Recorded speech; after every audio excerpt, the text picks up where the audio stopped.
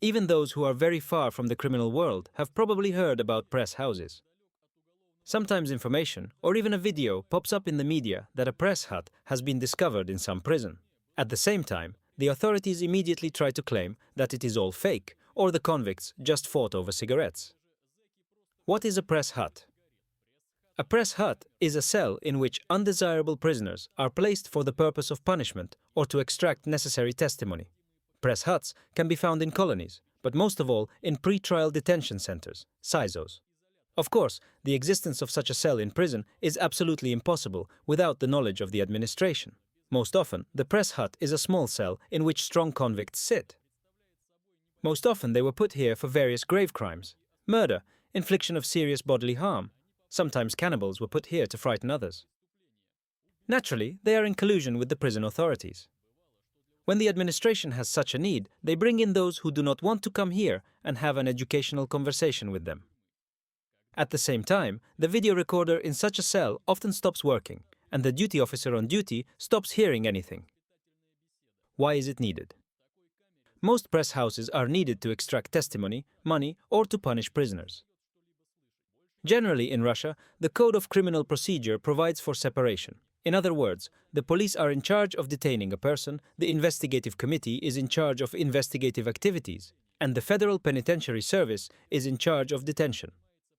Above all these agencies, there are also prosecutors who supervise and judges who deal with justice. How are testimonies extracted in press houses? Testimony can be beaten out in two cases.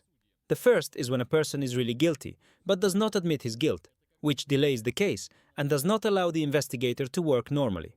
The second, a person is not guilty, but the case is sold to him. In this situation, the investigator is chasing statistics or trying to get rid of a hanging case, a case that cannot be closed in the usual way or is under control of a higher authority. Regardless of the situation, force will be used against the person in the press hut. As a result, he will come out either dead or lowered, or he will admit his guilt, and it does not matter whether he committed the crime or not. Sometimes, if a person has money, he pays off, sometimes from the press, but more often from the FSIN. How and why do press huts break people? Detainees who cause the most inconvenience can go to such a cell.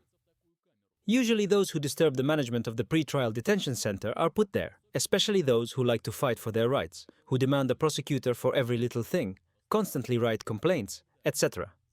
The task of the press hut participants is to put an uncomfortable person in his place, to show him how he should behave. How exactly a person is tortured depends only on him. For someone, it will be enough to frighten, blackmail, threaten, etc. Some people in the press hut will be beaten and starved. They may be tied to a bed for a long time, to bars, deprived of sleep. They will take turns guarding them and preventing them from sleeping for many days. In general, they can abuse as much as their imagination allows. And it should be remembered that the administration will not interfere in this process. They also break them psychologically, most often by threats, including threats to relatives. Often those who get into such a cell, the administration additionally punishes. For example, it prohibits transfers, does not allow visits, reduces rations, and does not provide medical care. Extortion of money is very common in press huts. For example, the administration has learned that a person has funds that would be nice to get. The arrestee is placed in the press hut from where they extort money from him. There were many cases when large sums of money were transferred without any conspiracy directly to the bank cards of employees of institutions. And, most likely, not only the management of the pre-trial detention center was involved, but also more senior FSIN managers.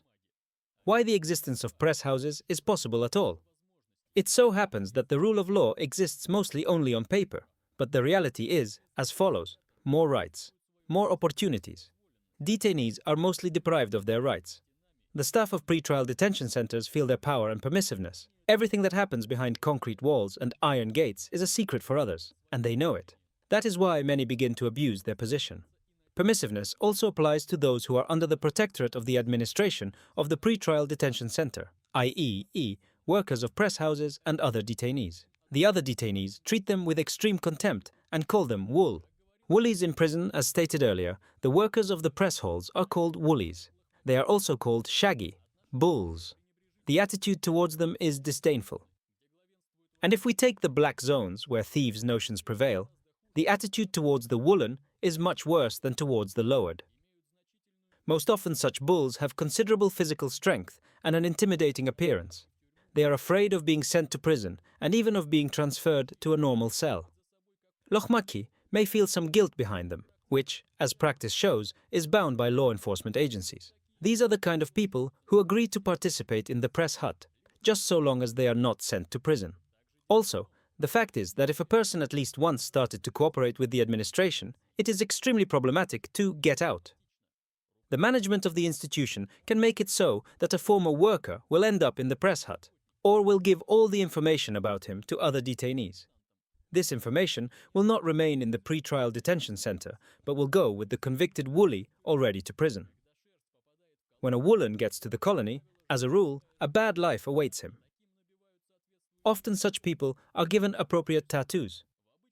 If necessary, then by force. In ordinary cells, during the transit and in prison, these people pay the price in full. By the way, there have been many cases when woolen people were found on the outside and killed or maimed there. But if the zone is red, they can continue to do their work or fulfill other instructions from the administration. In press huts, there are usually already well-coordinated teams with a brigadier. Press huts can also be solitary, punishment cells, and even glasses. The victim and one of the shaggers are brought here. In this case, the staff is distracted and the cells begin to go out of order. In the pre-trial detention center, the woolies live very well. They can use phones, eat normally, and even drink. It often happens that for a good job, the officers provide workers of press houses with drugs and women. The bulls are also searched very rarely, and it is more formal than a real shormon.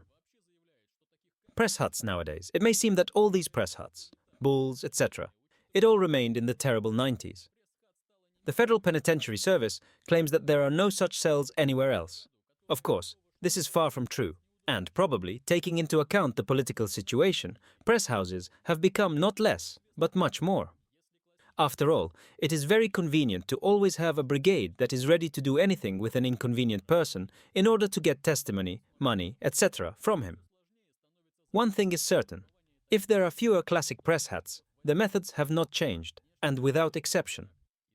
With the development of technology and the emergence of smartphones, it is becoming increasingly difficult for employees to keep silent about the existence of such cameras and similar methods of influence.